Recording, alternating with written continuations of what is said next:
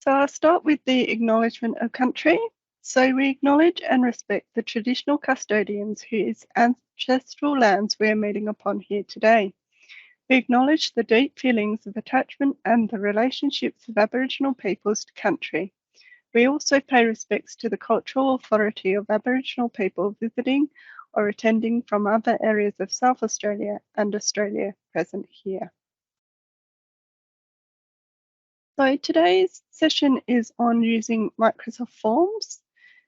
Just before we get in, I don't think I need to go through this slide because I could already see that you're familiar with how to do reactions and whatnot.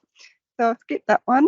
But in case you're trying to make do with one screen, just a handy tip is if you want to split your screen so you can see me on one half and you can work in the other half. If you're on a Windows machine, you can press the Windows key and either the left or the right arrow, and then you can split your screen. Okay, and with that, I'm going to share my screen so we can get straight into it.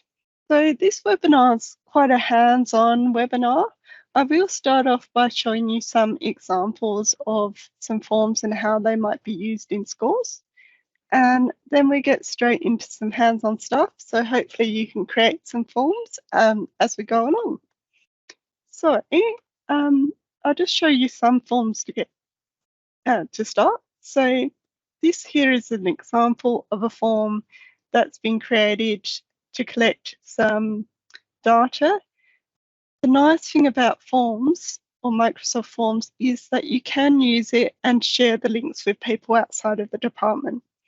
Not all Microsoft 365 apps can be shared with people outside of the department, but Microsoft Forms is one that can be. So here, this one's a registration form for volunteers to help at your school. And the link's been shared so that parents could answer this. This is another example. Again, it's a primary example, but this could be used in middle school as well. So this one here is an example of a quiz, and it's what we call a branching quiz.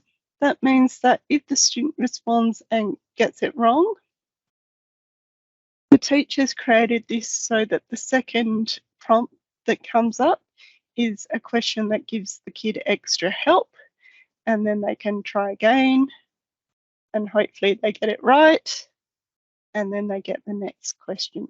So that's called something, that's using something called branching, which we get into a little bit later. Let me just bring up my Teams. And because we're such a small group, please feel free, if you've got questions throughout this, to just unmute yourself and chime in. If you do type a question in the chat and you find I'm not getting to it, it might mean that I haven't seen it. So again, just come off mute and type up. Okay. This is another example. So this is a form that's been used so that a student can upload a file or a teacher can. Forms allows you to upload files up to 100 megabytes, which can be quite useful if you're, say, a media teacher and the files that you're needing students to submit are quite large. However, one thing to note is if you're asking for things to be uploaded, then the form can only be shared with people with that school's email addresses. This type of question can't be shared with people outside the department. So unfortunately, you can't ask parents to upload files in a form. This here is another example, and it's really exciting. Forms has just had an update which now allows us to add images to question responses. So this one is an example of student representative voting. So here I've got who I want to represent my class. So I can vote there. Whoops, if I go to preview. And then again, this is using branching. So I might choose which house I'm in, and then I can vote for who I want as a house captain and submit the form. This is another example. So this might be one that a student creates. So you might want to get your students to create surveys. And again, they can share this with people outside of the department, so their parents or community members, and they can create a form and then have a look at the data after. And then the last example I've got to show you is a quiz. So again, here we've got a quiz. I've added the text that I want the students to read. And then I've got the questions in here for them to answer. And because it's a quiz, there's points associated with those questions. Now this top bit here, because I want them to read it, doesn't have something called Immersive Reader. But wherever you see that icon there, that's Immersive Reader, and that's built into forms. And so that will allow the student to have the question read back to them as well, which is particularly handy if you're working with students with English as a second language. Before we do get started on creating our own, I am going to just show you what the back end looks like when you create a form in one of the forms that I've had quite a few responses to. So I'll just go into this one here. So this one here was a registration form. And when I click, at the moment I'm seeing the back end, and when I click on responses, I get some nice graphical information about the responses I've received. So if it's a question where you've asked people to type things, Office or Microsoft will automatically create a word cloud, which is quite nice. And you can see I get extra information when I hover over those words. If it's a multiple choice, it will create some kind of graph. So this one, because it's just 2 options, it's created a nice pie graph for me. So you get some nice visual representations, so you can quickly see your data visually. This is all in real time, so if someone was to respond to this form right now, I'd see that change live. So that's quite nice. If I want to delve deeper into the data as well, I can also open the file in Excel, and then I can do all the things that I would normally do with a spreadsheet. So I can do my searches and finds, etc. Okay, so now I've given you some examples of how you might use forms. Let's get going and create some forms ourselves. So what I'd like you to do, if you can, is open up a web browser. And then the easiest way to get to forms is to go to www.office.com. So I'll just give you a moment to open that up if you haven't got it open already. And then if you can give me a thumbs up in the reactions when you've got office.com up on your computer. Thanks, Nikki.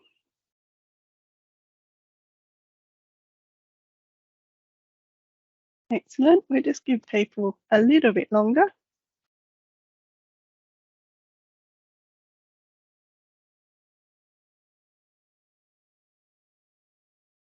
Tanya, are you following along or are you watching?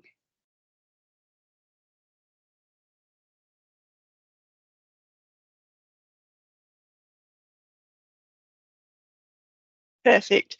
Okay. So from office.com, most of the time you might see forms as an icon down the bottom with a little F, a green icon with an F. But if you can't see it here, if you click on apps, you might see it along the top here. But if you can't, again, you can click on all apps. And then you should find it in this list here. So it's here. I'm going to click on that. And if you can do the same. If you've never used forms before, this will appear blank. But if you created them, any forms that you've recently looked at the back end of will come up on that home page. Okay, so again, if you can just give me a thumbs up when you've got forms open, so that I know we're all ready to get started.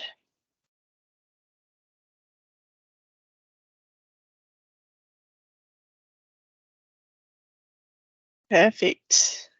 Okay, so from this home screen, the best thing you can do is down the bottom, there's this little All My Forms option, and this actually takes us to a much friendlier view. So I'm going to click on that, and then I've got a bit of a different interface. So now I've got a button that I can click on to create a new quiz if I'm doing something for students for marking. I've got a button for a new form, and then I've also got this quick import option, which I haven't talked about in the training summary because that came out late last year. Now, this quick import option, I will just talk about quickly. This allows me to take a Word document or a PDF that I've already got existing. So I might have created a Word document that had a multiple choice set of questions on it, or some questions with spots for kids to respond. And if I click on that, I can upload that document, and Forms will do its best job at changing whatever was written on that page into a form. It's pretty good, not perfect, so you do have to go in and do some editing, but it is a lovely way to change those static documents that you might have already created for when you printed them out for students to complete into forms relatively quickly. Okay, but we're not going to start with that. We're going to start with creating a new form.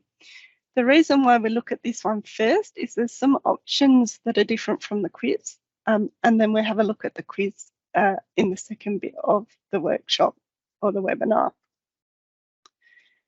So as soon as I click on new form, I get this nice big empty box, and I want to give it a title. I'll click in there and let's give it a title.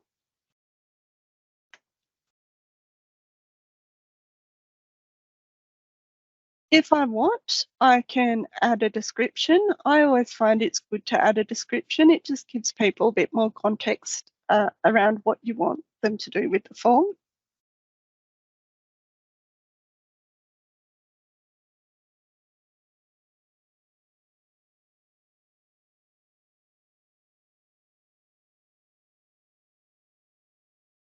Oops. Okay, now if you want, you can add an image in here. You can upload something you've already got on your computer, or you can search. So I'm just going to go to upload and hope I've got something. Let's just upload this one. And that will show up in the top bit. Now, if I want to see what this looks like at the moment, I've got this nice preview button here. So when I click on preview, it shows me what it looks like straight away. So I've got no questions, so it's just blank. And then if I click on back, I get back to there. If I click on there, I can give it an alternative text as well. And then we're ready to add our first questions. So you noticed as soon as I put in Forms webinar example, it gave me a whole list of options. If I click there, I can see them back. So that's a really quick way to add things if it picks the right recommendations for you. But we're just going to ignore that.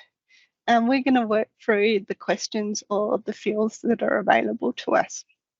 So the first option we have is choice. So this can be multiple choice, or it can be if you want people to add several options. So let's just put in a question here. So it might be, I am feeling ready for the new fall term. And then I can put in the options. So yes,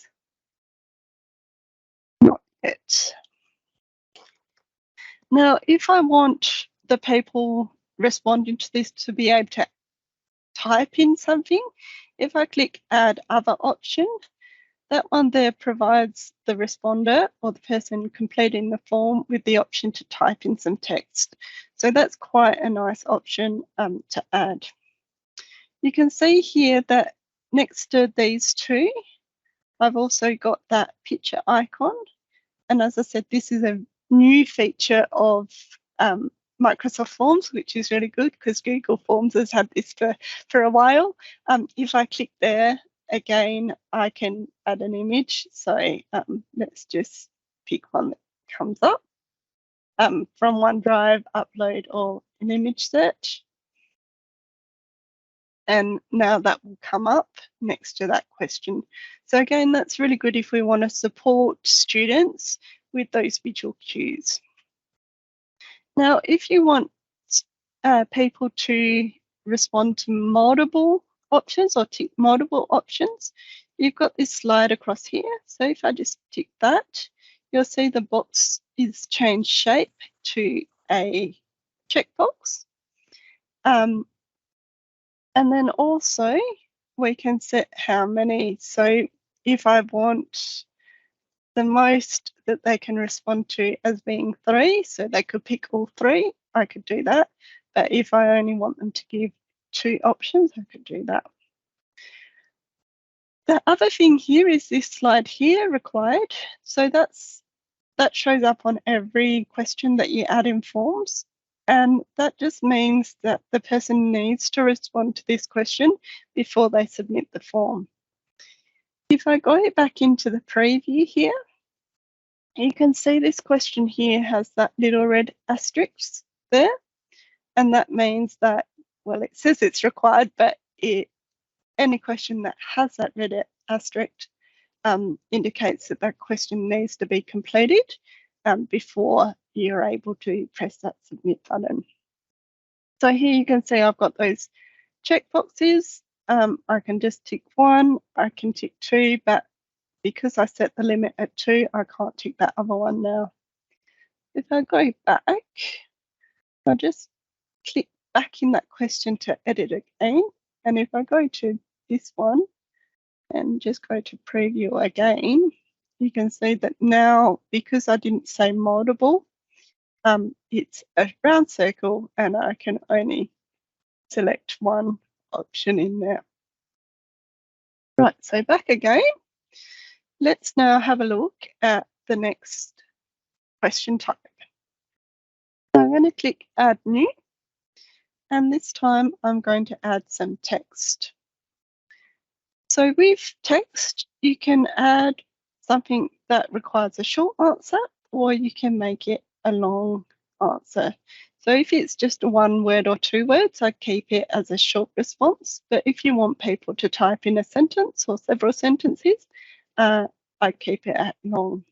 Notice that because I did required for the first question, it's automatically done this one as required, but I can change it to not required if people don't need to answer this question. So let's put in what would make you feel better? Okay, let's just have a look. So if I wanted to, I could also add in here some instructions.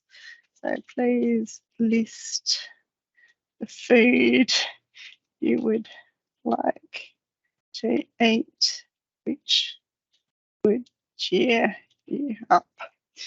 For example, if I just want them to add food in that text box. Okay, and again, if you want to check what that looks like, you can press on the preview button. So I've got my first one, and then I've got my second one with that subtitle giving me extra information, and then I can type in that box. And then I'm going to click on, oh, you'll see required for this one, but no asterisks next to this one. And then I'm going to go back. Can you just give me a thumbs up if you're still following along okay? I notice one of us has dropped out, but that's all right. Thanks, Tanya. Great. Again, please feel free to write in chat or come off mute if you've got any questions. Joe, I'm not asking you because I presume you're not following along with me. Okay, so let's... I'm driving and listening. Yeah, let's add a new question here. So the next choice we have is rating. And there's a few options we have here. So first of all, we can choose how many we make this out of. So if I click down here, oops, if it will let me, I can choose up to 10. And then I can also change what I want as my symbol. So if I click numbers, that's going to give me the numbers 1 to 10. Otherwise, it's just the different images. Again, I'm going to put in my question. How happy are you at this very moment? Again, I can make this required. You can see subtitle is here. That's because I used it on that previous question. So if I want to get rid of that, I just tick here and untick there, and that field disappears. And that's my ratings question. Again, if I go to preview, I can see what that looks like. So I could select how happy I'm feeling. And let's go back. Now, the next question type we have here is the date. Now, this one's really useful if you're wanting people to, say, give you a date of birth when they were born, or a date where they want to have a meeting or something like that. It means that a date picker will appear. So if I just go to the preview now, because it's a date, if I hover over that calendar, it brings up a calendar and it's already got today's date selected.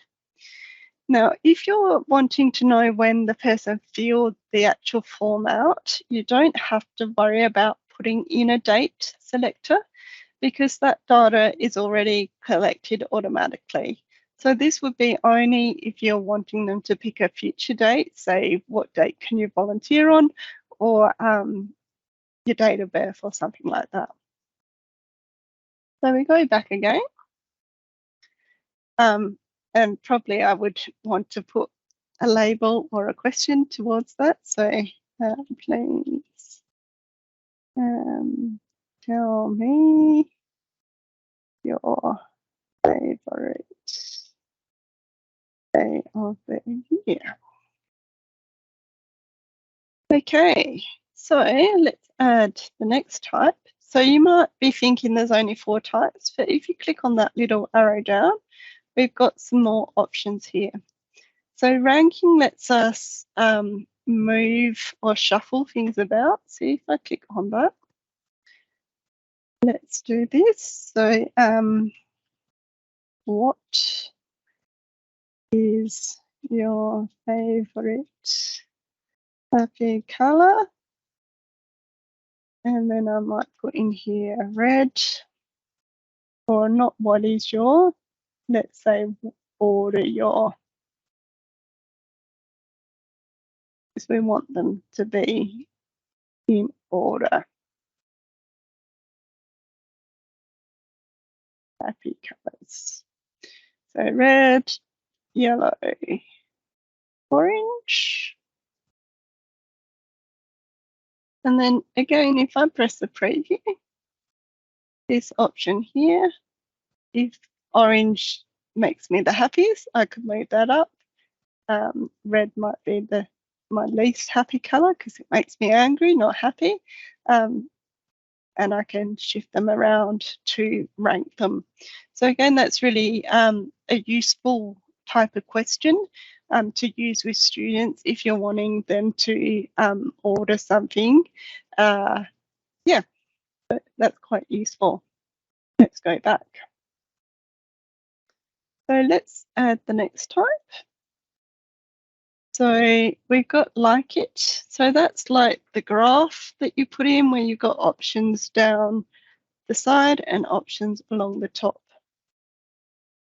Now it gives you automatically 2 and 5, but you can, if you click on there, delete those so you can make it suit what you want to ask people.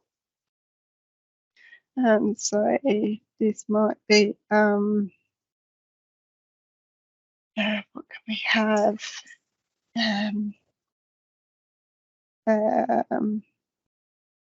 I like making covers for student books. I like making bulletin boards. Not much. Yes. If I wanted to add a statement again, I could do that. So I like creating post-its, and I can add that option back in. No. Okay, and again, if I do preview,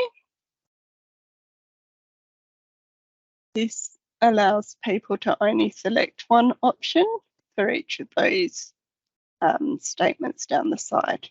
You'll notice here it says question still. That's because I didn't change the question. So that's something to think about, making sure that you change that question as well. Okay, we all going okay still? If you can just give me a thumbs up if you're still following along okay. Perfect. We've almost got to the end, and then we can get some to the exciting stuff. So we've got that upload file. So like I mentioned in the beginning, if you're sharing this quiz with people outside of the department, so that's either students or staff that don't have an @schools email address, then you can't use this type of question. But if it's for students or people with an @schools address, then this question is available.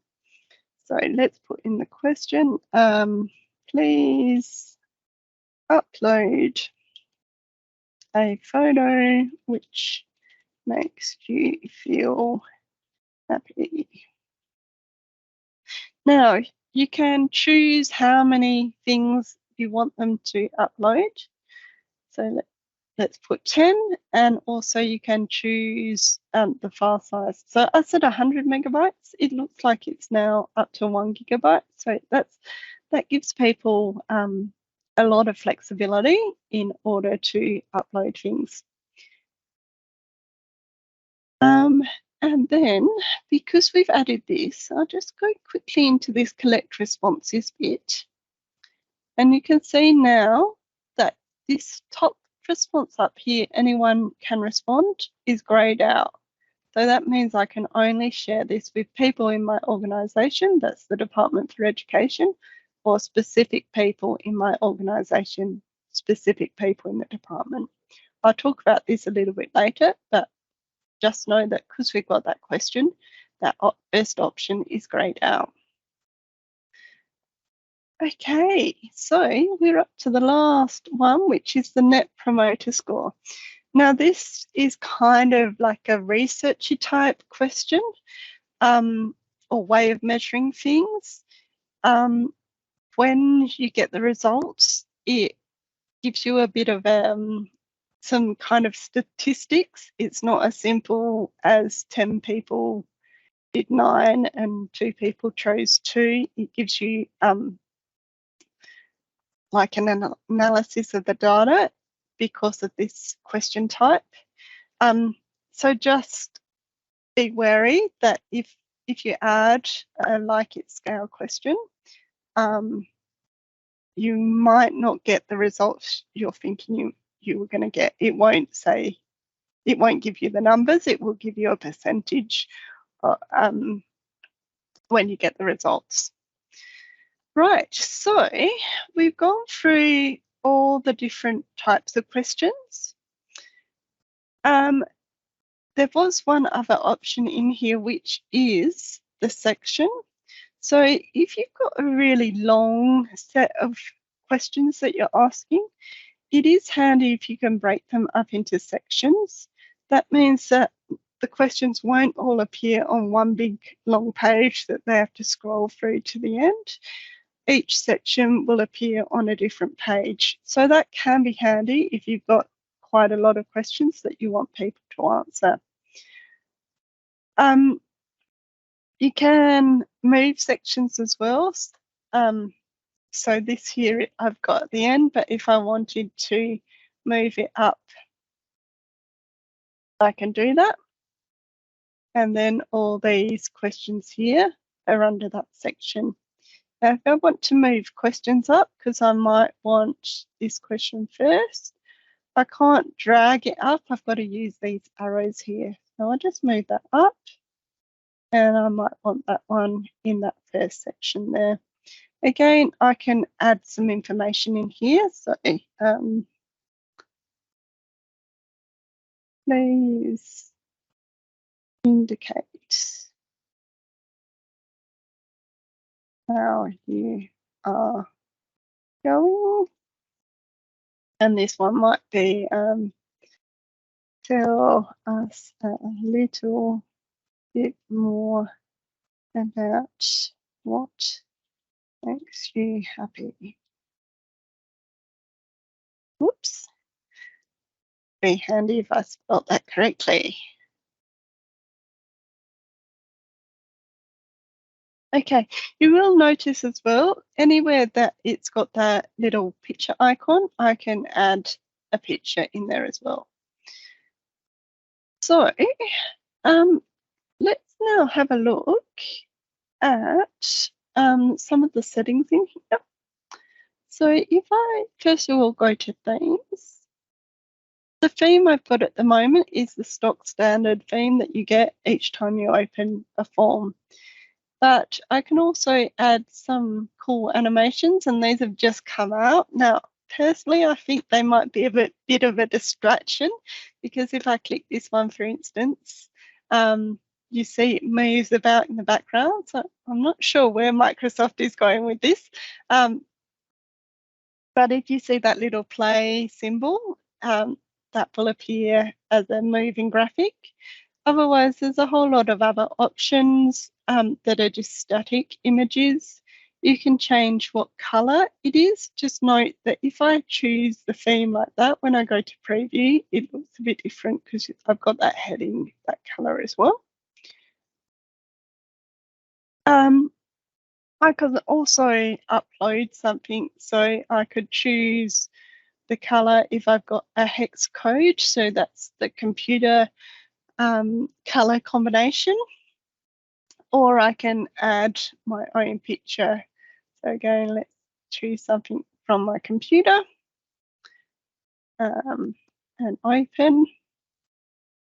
And that one is obviously a bit pixelated, but if I click preview now, that's what it looks like. You can see here, because I added that section, I've just got that first question, and when I press next, I've got the rest of the questions in there. Okay, so that's the themes. I don't like that, so let's choose one that's already inbuilt. Those pencils are much nicer. And then I've got some other things. Now, before I go to collect responses, I'm going to go to the three dots and I'm going to have a look at my settings. So the first thing is collaborate or duplicate. So this might be that I'm working with other teachers or colleagues in my team. If I want them to be able to edit this form, I might choose the get a link to view or edit. And then I can copy this and email it or share it in a Teams conversation with the people I'd like to edit and view. I can change this to specific people if I'm worried that people will pass on the link. But in our tenancy, we can't share it with people outside our department. Or I can use this one, share as a template. So if I've created the form, it's perfect, but I want to allow other teachers to use the same assessment, for example. I might click on get a link to duplicate. And then this is we're only able to allow other teachers in our organisation or students in our organisation to duplicate this. We can't share it outside, but again, it's a matter of clicking on copy and then sharing that link with them. In the settings, I've got quite a few options. So first of all, you'll notice, if I go back to preview, it's automatically got my name in there. So the default is if you're sharing with people within the organisation or the department, that the form will automatically collect your name or the name and email address of the person that fills out the form. If I'm just sharing this with, whoops, I can't do anyone because I've got that question in here. So I'm just going to delete that upload question. And if I'm sharing it with anyone, then if I go to preview now, you see my name's disappeared. So forms won't collect that name and email address data of a form that you're sharing outside the department. So just be wary if you are doing that, you might need to add a field that asks for the name or their email if you need that information. Let's change that back to that though, and go back into our settings. We do now have that option in here to have only one person respond, but there is the option to make the form anonymous. So the default is that it will record your name and email, but we do now, this is relatively new, have the option to get a form that is anonymous and have it only for people in our organisation. So if I click preview now, you see my name's disappeared, but it's still only people with an @schools email address that's able to complete this form. So that's quite nice if you want to collect data, but don't want to know who submitted the form. So back to the 3 dots and settings. Let's record the name though. So only one response per person, that's quite handy sometimes. Or you could choose specific people to fill out the form.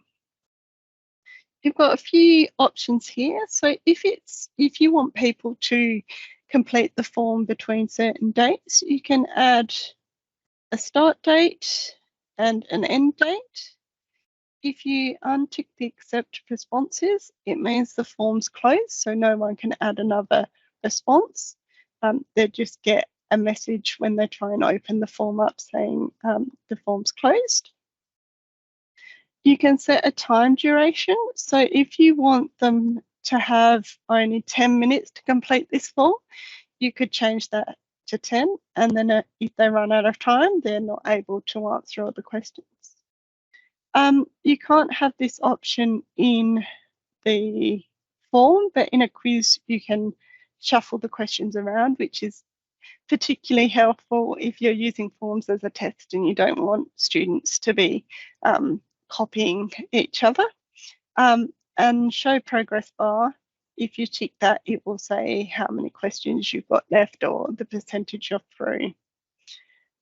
By default, you're able to submit another quiz at the end unless you've ticked this box here.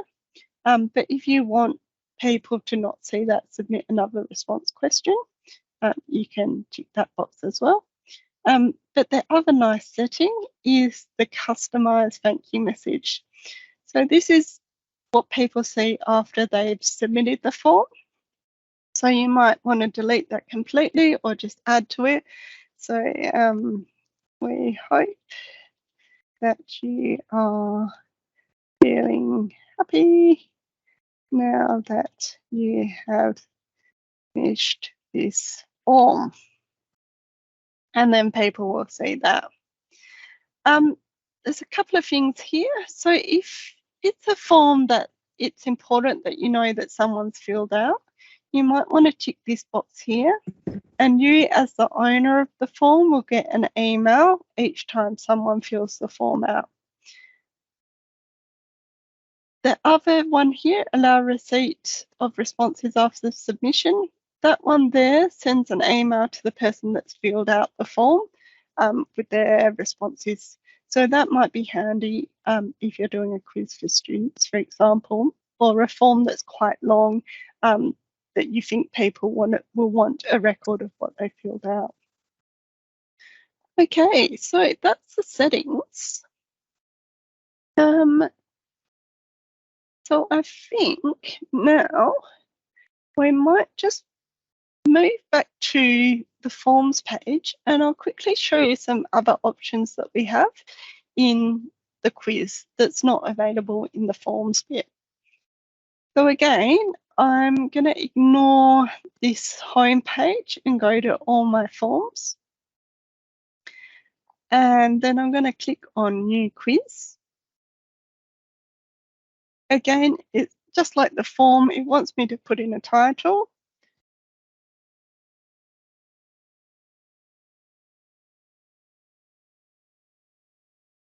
And a description. As I said, it's handy to do that, but we leave that for now.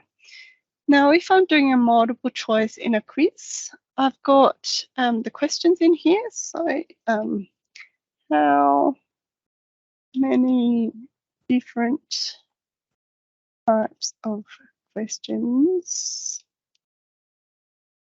can you add in a form? And we can give some options. So 5 or 8. And then I think it's 8. Better double check. 1, 2, 3, 4, 5, 6, 7, 8. Perfect. And then I've got this tick here. So if I want to create this quiz as a self-marking quiz, which is quite handy to save time, I can just tick the right answer. If I want to give some feedback to people that have ticked the wrong answer, I can click in there and say, make sure you click on the arrow to find more options. So you can give people feedback if they select the wrong option. Again, just like in my form, I can add multiple options. I can add pictures. If I don't want a response, I just click the rubbish bin to get rid of it. This is new as well, though. In a quiz, you can give things points. So this question might be out of 1. Just like in the form, I can allow for multiple answers and set my limits. So here, again, if I want 2 correct answers, I might set my limits there. And again, just like before, I can click required. I've got that first one. Add new text is the same. Rating is the same.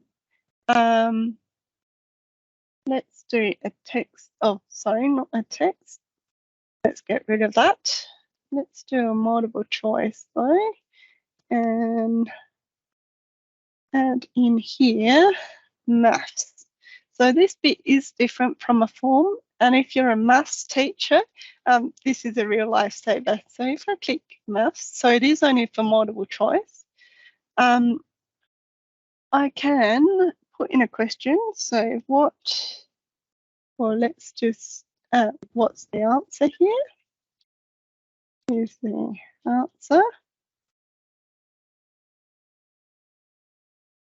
And then I can put in an equation. So x2 times 3 equals y.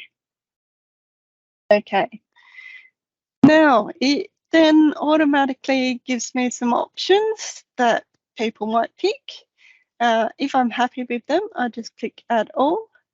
it's automatically picked the right answer. So that's good because I didn't know what that equaled. So it does all the hard work for you. If you want to add maths questions, you can add extra options in there as well. So that's quite handy. I don't know if either of you, Tanya or Alicia, teach maths, but probably you do, Tanya, in a primary school. That there is quite a nice way to quickly whip up multiple choice maths questions. Okay, let's just go to preview for that. And so you can see here, this allowed me to select multiple options. And I think I said that both had to be right. So let's just do one and I'll show you what that looks like when the student submits. Let's pick that one there and then let's click on submit. Will tell me it's completed. And if my teacher has allowed in the settings, I can view results. So yep, I should have ticked both, even though that's wrong. And here it's told me that it's correct. So I got that immediate feedback as a student. Let's go back. And here I can't submit it again. Just going back because I just want to just show you what happens if I add a text, because that's a bit different as well. So if I say, what day is it today? And add my answer. Oh, I'm still in maths. So let's get out of maths. So Monday, add. So you see here, it's only allowing me to add correct answers. If it's something that doesn't require a capital, you might want to put in 2 options as well, even though, of course, Monday does need a capital. But that way you cover students that might use a lowercase instead of an uppercase. Again, not for Monday, but if you wanted them to put a different response. Again, you can use long answers, so you might want to say, where is the glue located in the classroom, and you might want them to write in the drawer next to the stapler or something. So you can add longer answer questions as well. The longer answer questions though, you see I don't have the option to add the correct answer.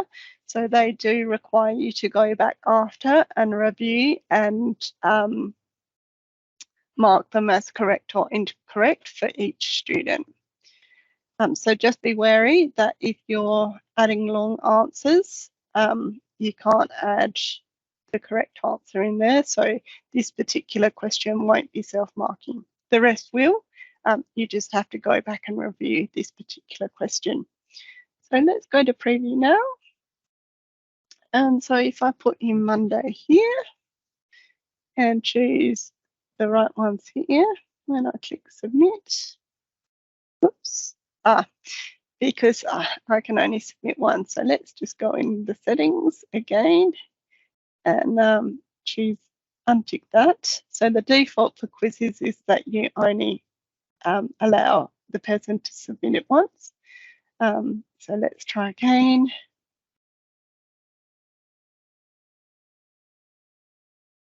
And put in Monday and submit.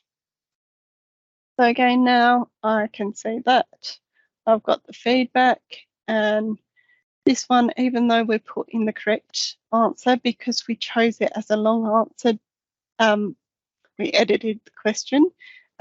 As a teacher, I need to go back and review that. If I go back and look at my responses here, so this is the back end that I see as a teacher. I've got these review answers. So I'll see the people that have responded and needs a review. Need to go in and go scores. The questions about this. Here's review. It should allow me to review them one day. It's not allowing me to. Oh, here it is. I'll give it the score of 1, and then it's correct. And then if I had another student, I could just scroll between them to get that. Okay, so that's my quizzes. I think we've just about used up our time today because this webinar was a little bit shorter. Did you have any other questions you wanted me to cover?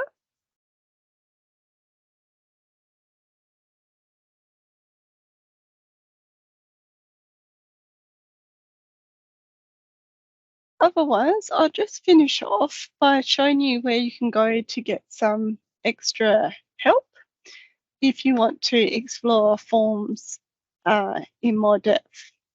So, a good place to start with forms is our team has a YouTube channel. I'll just put that in the chat for you.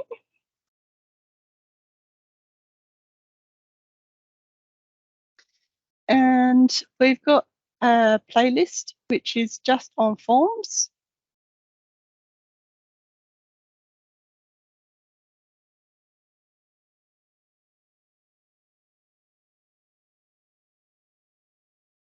So you see here, there's a whole lot of clips that you can look at to work your way through forms.